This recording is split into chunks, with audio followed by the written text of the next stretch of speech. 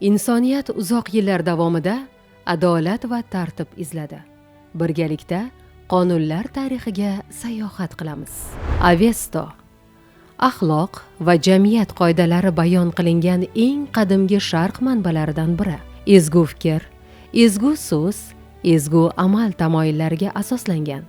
Halollik, adolat, poklik va tabiatni asrab-avaylash g'oyalari ulug'langan.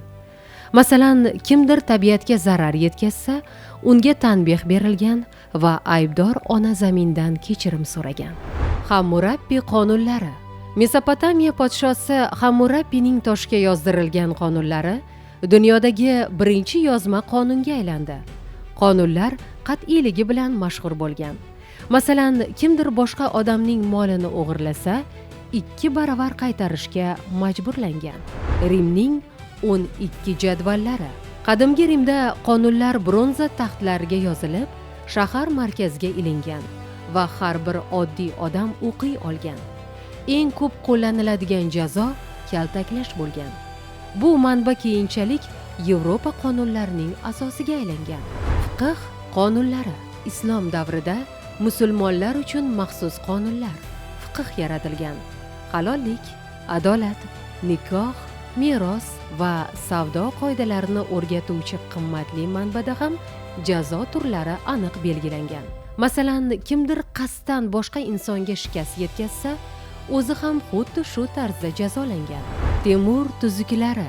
Buyuk sarkarda Amir Temur mamlakatni boshqarish va qo'shinlarni tartibga solish uchun Temur tuzuklarini yozdirgan.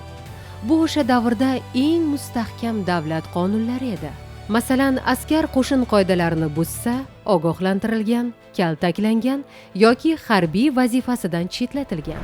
Inson huquqlari davri. 18-asrda butun dunyoda har bir inson teng va erkin tug'iladi tamoyiliga asoslangan deklaratsiyalar paydo bo'ldi. Yashash, so'z erkinligi, insonni qadrlash va adolatli sudga murojaat qilish huquqlari dunyo xalqlarini birlashtirdi.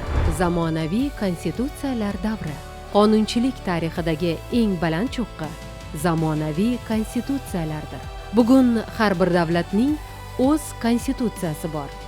Unda insonlarning huquq va majburiyatlari hamda davlat boshqaruvi bilan bog'liq eng muhim qoidalar belgilangan.